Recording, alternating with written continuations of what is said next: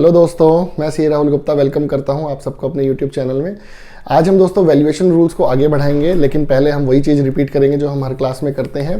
Valuation rules क्यों ज़रूरत पड़े, क्योंकि the value of a supply जो सेक्शन 15 कहता है वो कहता है transaction value if the supplier and recipient of the supply are not related and price is the sole consideration of sale. तो हम ट्रांजैक्शन वैल्यू लेके काम खत्म कर देंगे, लेकिन जहां पे अपने को ट्रांजैक्शन वैल्यू तो पता हो लेकिन प्राइस सोल कंसिडरेशन ना हो and supplier and recipient related हो, वहां पे हमें रूल्स में जाना पड़ेगा। अब रूल्स हमने दोस्तों 27, 30, 31 तीन रूल कर लिए थे हमने, 27, 30, 31। अब हम आगे बढ़ते हैं 28 rule. Rule number 28, the value of supply of goods और सर्विसेज और both between distinct persons as specified in section 4 subsection 4 and subsection 5 of section 25। अब ये सेक्शन 25 में सबसेक्शन 4 और 5 क्या लिख दिया भैया, एक बार ये देख लेते हैं। हाँ, ए पर्सन, ये है सेक्शन 25 का subsection 4। A person who has obtained or is required to obtain more than one registration. आपका किसी एक स्टेट में काम नहीं है, आपका 2-3 स्टेट्स में काम है, तो आपको हर स्टेट में जीएसटी नंबर लेना पड़ेगा। Whether in one state or union territory or more than one union territory, in respect of each such registration be treated as distinct persons। मतलब कि अगर आपके 2-3 स्टेट्स में जीएसटी नंबर हैं और आप एक स्टेट से दूसरी स्टेट में माल भेज रहे हो, then that means the both are distinct persons। GST लगा के देना पड़ता है ना आपको, एक स्टेट से दूसरी स्टेट में। क्यों देना पड़ता है? क्योंकि सेक्शन 25 सब सेक्शन 4 कहता है कि भैया आप दोनों बिल्कुल अलग पर्सन हो, क्योंकि आपकी स्टेट्स अलग है। अच्छा जी, 25(5) क्या कहता है? Where a person who has obtained or is required to obtain registration in a state or unity has an establishment in another state shall be treated as establishment of distinct persons for the purposes of this act। वही है basically, distinct person मान रहे हैं, separate establishments मान रहे हैं। ठीक है जी, अब हम वापस आते हैं रूल 28 पे।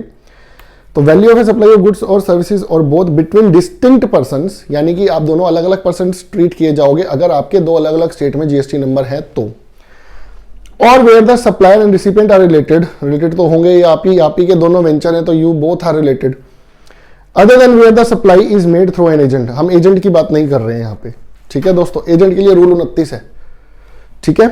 Shall be the open market value of such supply. दोस्तों घूम फिर के वही पॉइंट आएंगे। अब भाई गवर्नमेंट कह रही है ओपन मार्केट वैल्यू क्या है उस गुड्स की या सर्विस की, वो ले लो। वो नहीं है अवेलेबल तो लाइक काइंड एंड क्वालिटी ले लो। वो भी नहीं है, where the goods are intended for further supply. Government कहती है यार एक बात बताओ, आपका हरियाणा में भी बिजनेस है, आपका दिल्ली में भी बिजनेस है, आपने हरियाणा से दिल्ली माल भेज दिया, आपको नहीं पता उसकी वैल्यू क्या है, लेकिन दिल्ली से आप एक्चुअल सेल कर रहे हो। वो कितने पे बेचा? मैंने कहा जी 10,000 रुपये। गवर्नमेंट कहती है एक काम करो, हम मान लेंगे तुम्हारी दिल्ली वाले वेंचर ने 10% प्रॉफिट कमाया है, 90% जो 10,000 रुपये फाइनल प्राइस कस्टमर को दिल्ली ने दिया, उसका 90% यानी कि 9,000 रुपये आप आपस में इंटर ब्रांच ट्रांसफर्स को ट्रीट कर लो। ठीक है जी, तो वैल्यू क्या निकली? बात वही है, गवर्नमेंट 10% मार्जिन लेके चल रही है एक तरीके से। If the value is not determinable under open market value, like kind and quality, इन दोनों पे नहीं पता चल रही है। आप रूल 30-31 में भी जा सकते हो, बात वही आ गई 10% वाली। Provided that where the goods are intended for further supply, आप उनको फर्दर सप्लाई कर रहे हो from Delhi as such by the recipient, the value shall at the option of the supplier. Supplier के पास ऑप्शन है, हरियाणा वाले आउटलेट के पास ये ऑप्शन है, B an amount equal to 90% of the price charge for the supply of goods of like kind and quality by the recipient to his customer not being a related person. अब दिल्ली से आपने अपने किसी venture UP को भेज दिया तो भाई वो नहीं मानेंगे हम, उसका 90% नहीं करेंगे हम। आपका अनरिलेटेड पर्सन होना चाहिए वो आगे। ठीक है, रूल 30-31 तो दोस्तों हमने कवर किए ही थे, वही है सेम।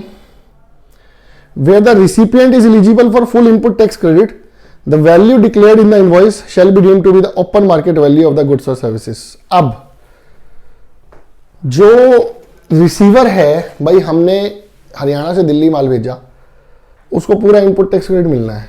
क्या फर्क पड़ता है, 100 रुपये कम 100 रुपये ज्यादा, हमने यहां से टैक्स देना है, उसने इनपुट लेना है, बात बराबर। ठीक है दोस्तों, तो गवर्नमेंट ये जस्ट क्लियर कर रही है, where the recipient is eligible for full input tax credit, the value declared in the invoice shall be deemed to be the open market value of the goods और services. अगर input ना मिलना हुआ हो तो दिक्कत ज़्यादा है।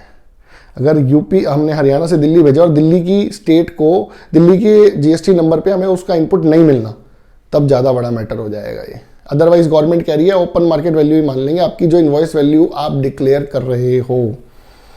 रूल 30 और 31 तो दोस्तों हमने कवर किए ही थे, मैं एक बार थोड़ा सा गो थ्रू करा देता हूँ।